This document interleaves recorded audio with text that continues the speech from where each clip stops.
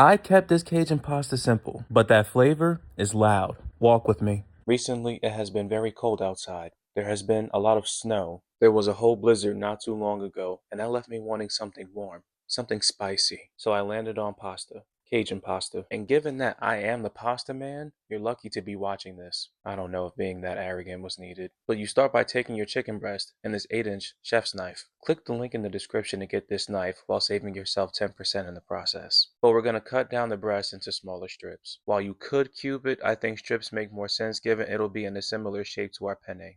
It will create a better bite and be more enjoyable overall. Now, when you hear Cajun pasta, tell me, what seasoning comes to mind first? If your answer was not Cajun seasoning, I'm concerned for you. Go ahead and get an even layer of that over the chicken. Go in with the garlic powder. Now, even though Cajun seasoning is great and is comprised of multiple seasonings, you need to add more to further enhance it. For example, it does already have garlic and onion powder, but I'm going to add more of each to further intensify that flavor. There's also salt in Cajun seasoning, but not nearly enough to not add more. So go ahead and add salt. Some thyme will complement this all perfectly, so go in with just a little bit of it. For the first time, and I don't even know how long, I'm using freshly cracked black pepper. I ran out of the stuff that comes in a bottle, so I have to do it this way. And we finish with just a touch of oil to make sure the seasonings are evenly distributed. Now to me, if you're gonna have a successful Cajun pasta, you gotta have the vegetables. More specifically, bell pepper. And we're going to continue the trend of cutting into strips. Could you dice this bell pepper and cut it down into real small pieces? Of course you could cut this bell pepper into small pieces, but I just don't think that'll work as well. So what happens now is we take our nakiri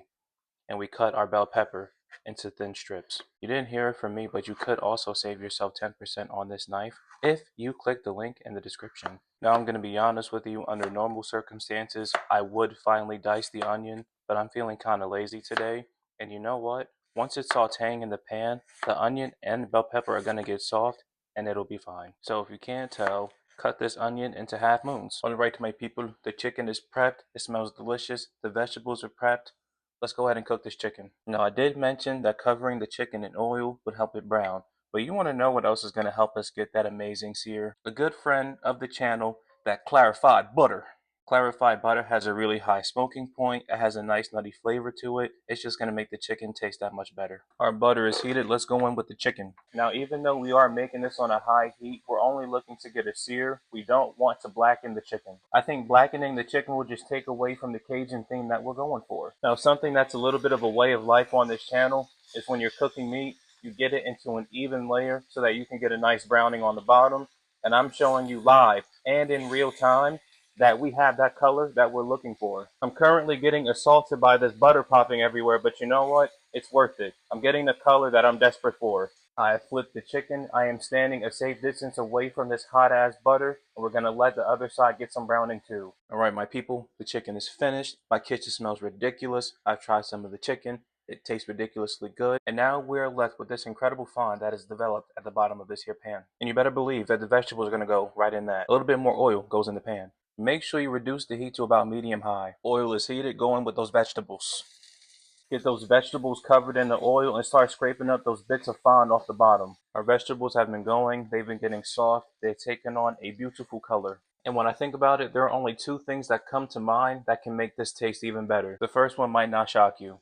That's 5 cloves of garlic right there. Come on now, you didn't think I was going to make this and not use garlic, right? Now, even though there was already flavor established in the pan, we got up the fond using the vegetables, I still think they need a little bit more seasoning. Not a lot, but we really want to reinforce that flavor, so go in with some salt, fresh cracked black pepper, and of course we're going to reinforce that Cajun flavor with the Cajun seasoning. Let all that cook in for about a minute. You know, I feel kind of stupid right now because I just said a whole lot, but I wasn't filming at all. I added heavy cream, but I didn't add too much because I don't want this to be an Alfredo style pasta. We're just looking for it to play a complementary role to everything else. But I have on my heat, it's not all that high. We want this to reduce and slightly thicken. Now, as much as I love heavy cream in pasta, it is a slight inconvenience because you always need to re-season whatever you have going on. So I'm going to start by adding some black pepper, garlic powder.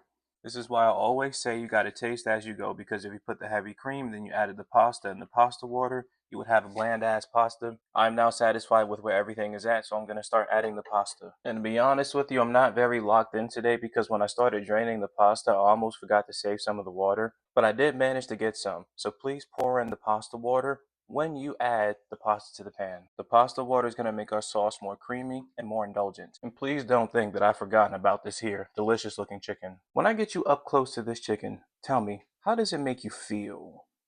All right, my people, you already know. It's feeding time at the zoo. Let's do this thing. I go crazy for pasta. I'm going to give myself entirely too much. My mountain of chicken and pasta has been assembled. I'm going to turn off this camera and do naughty things to this plate. You take care of yourself. Bye bye.